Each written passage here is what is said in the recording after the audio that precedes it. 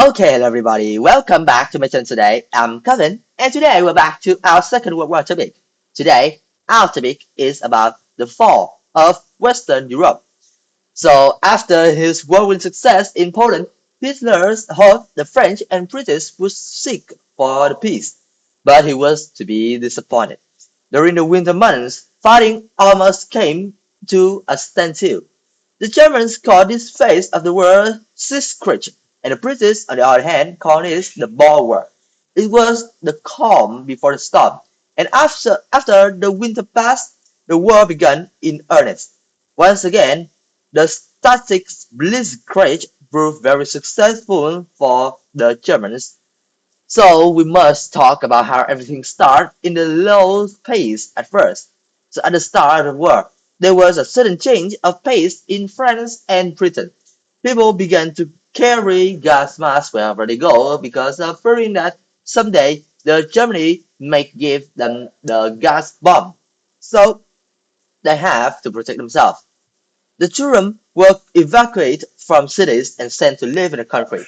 But after a few weeks that nothing happened, there is a sense, just a small sense of anticlimax.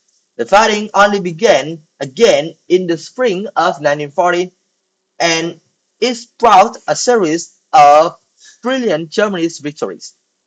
So on April 9, Nazi troops invaded Norway and Denmark. The Norwegians had held still for just 2 months before the capital being invaded completely. But the Danes, on the other hand, was even worse when they surrendered within an hour. So this further Nazi triumph forced British Prime Minister Neville Chamberlain to resign, and he was replaced by Winston Churchill, a famously staunch opponent of Hitler. On May 10, German armies invaded Western Europe, and troops poured into Belgium and Holland. Within 4 days, Holland surrendered. The Belgium was overrun by May 28, but on May 13, the Germans also have unleashed a massive blitzkrieg offensive in the French Ardennes region on the French-Belgian border. First, from the recent triumphs in Poland, German tanks and soldiers under General Heinz Guderian reached the English Channel within a week. So the Guderian forces cut the Allies' army into two parts.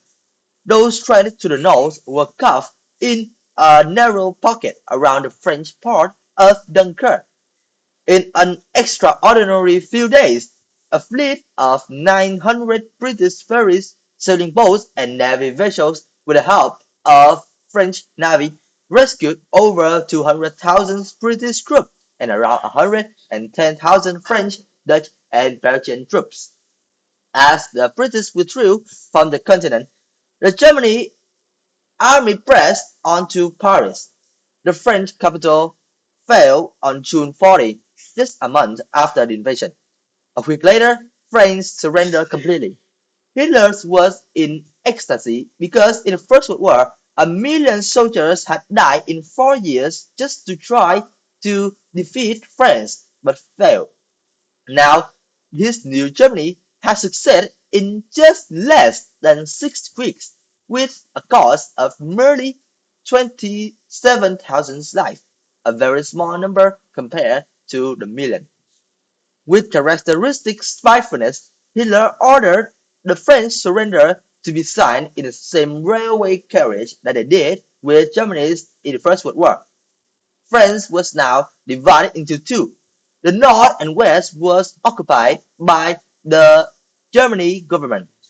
The south was ruled by the Vichy government, which meant the French politicians who was collaborated with the German. The victory over France of Germany was Hitler's greatest military triumph. But although the future held further success, there's also the tide that slowly turns against him. And in this time, just in less than a year since he decided to break the Second World War out, German armies conquered Poland, Norway, Denmark, Holland, Belgium, and France. only British remained undefeated. Alright, so that's all I want to talk to you guys today about the fall of Western Europe. Thank you for listening, and I'll see you guys in my next video. Bye bye.